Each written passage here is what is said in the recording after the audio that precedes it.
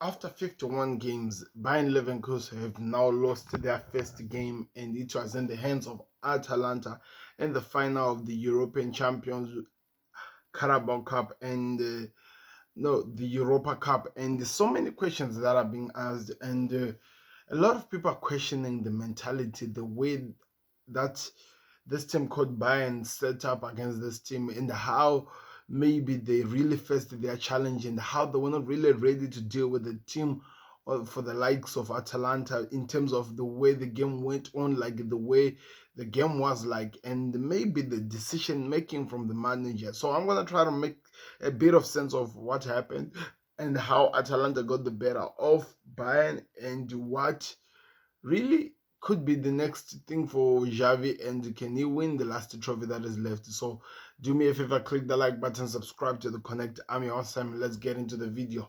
That's the best way you support us. So if you have been a manager who have been doing so good that each and every tactic that you set up, every substitute you put out always produces a win or a victory, whether you like it or not, whether you're ready for it or not, you always find a way to win. And it's been happening so much that every team now that you've played with the whole entire season always expects you to win. Even your team is now actually gone to a point of expecting to win every single time. You can do whatever you want. So many people are gonna try to judge them and say whatever they wanna say, but you can do whatever you want because your tactics, the way you set up, how you do it, and how you attract or maybe set up the game and do the game always gives you the victory at the end of the day.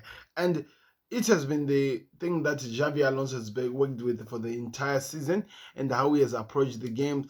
But today was different. And I'm gonna try to give you an idea why today was different because I felt like I don't know, maybe in Germany, maybe there are some teams he has played with who played the same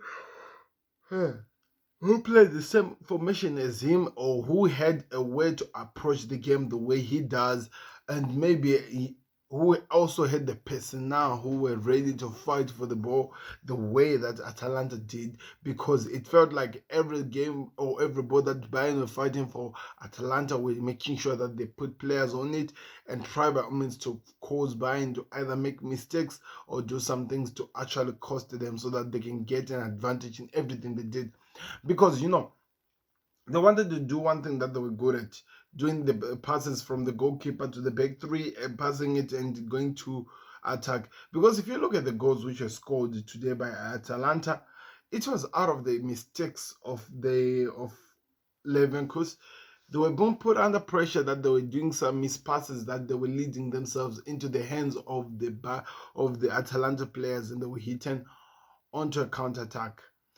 Lookman scoring 3 goals to 0. That has to be one of the things that you'll remember for such a long time. So many people used to make fun of this kid, and he comes in at center stage, scoring 3 goals, giving the win at Atalanta. That is amazing.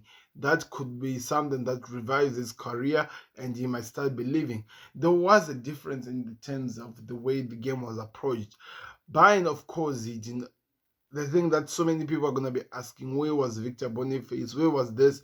Like, but what I'm saying is this: with what Xavi Alonso has managed to achieve, with the way he has managed to set up his teams, that whatever the team he puts on, he always gets a victory. Nobody expected him to lose. Nobody, even himself, nobody expected him to lose. He did not expect himself to lose. But maybe this is the learning curve that he needed. Maybe this, it might not be, or it might not have come at the time he wanted it to come, but he can grow from this and try to do better. I felt like he needed more physical threat up front. The players who were playing up front, I felt like they did not have what it takes to cope with everything that was being thrown at them. And in one way or the other, could be what costed this team to get that victory at the end of the day. Could have been what cost this team to actually find themselves in an advantage position to get something meaningful over this game, because I think they gave it all. They tried to win the game, but that they just could not get it to the very end. They just could not win the game when it matters, when it needed to count. They just could not get to the finish line. And I don't know how they can improve to that. I don't know how they can work on to that to get better, especially knowing that they still have one final to play, as well as knowing that they have already shown their weakness for the first time to another team, and maybe another team will know what to do with them. Though I played man-to-man marking, also that one thing that is very important to look at. That's what I'm saying, that Atalanta were playing the same formation as Bayern, which meant that they made sure that each and every player was there, was marking one another person, and that caused chaos in terms of allowing these guys to have freedom in terms of passing. They failed really to penetrate. It was difficult for them to get, the space they needed to go attack or to do something. And at the end of the day, when you look at how the game went on, like, you might say, okay, Atalanta did the same thing to Liverpool and they got the victory. Could have actually make sense, because in this cup, in this competition, people talked about Liverpool as being the main team or the main that was going to get something. And now the way Atalanta approached this game and got something out of a German champion, you could say that, okay, they knew how. The manager knows how to get the better out of the team that wants to play or wants to keep position or wants to do whatever they do. So it's a learning curve, to be honest. But after 51 games, people, after 51 games, to get your first defeat, I don't think that's a bad thing.